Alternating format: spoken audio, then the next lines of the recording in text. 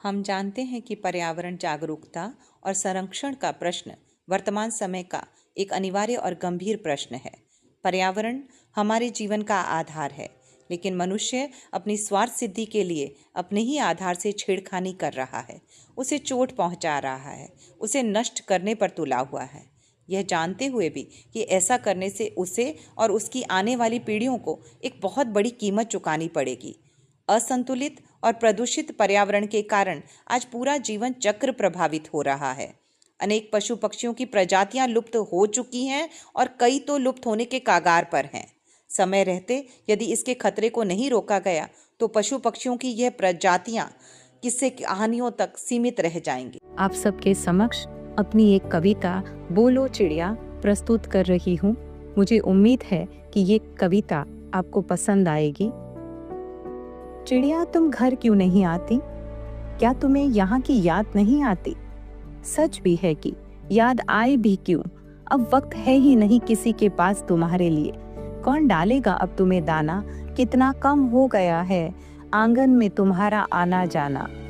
मगर तुम्हारे न आने से किसी को क्या फर्क पड़ेगा। बस तुम बिन कुछ मुहावरे होंगे खाली, कुछ कहावतें होंगी सुनी, और बस कुछ उपमान रहेंगे अधूरे। बस कुछ किताबों में तस्वीर बनकर रह जाओगी।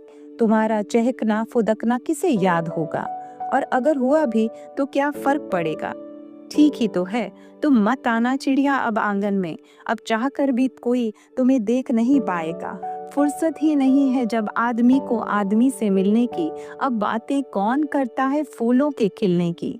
चिड़िया तुम यहाँ आकर देखोगी भी क्या, यंत्रवत चलते आदमी को, संवेदनाओं की रूखी सूखी जमी को, धुएं से भरे मटमैले आसमां को, अपनी जमी से उखड़े इस जहां को, सूखती नदियों और बेरोक टोक कटते पेड़ों को, एक में छुपे अनेक चेहरों को, आतंक के खौलते सैलाब को, गरीबी के जहर को, जातिवाद के नासूर को और विस्फोटों के कहर को, कंक्रीट के जंगल को, इंसानियत के दंगल को, ऊंची उठती इबारतों को, रंग बदलती इबारतों को, खामोश गूंगी जबानों को, आवाज से बहरे कानों को।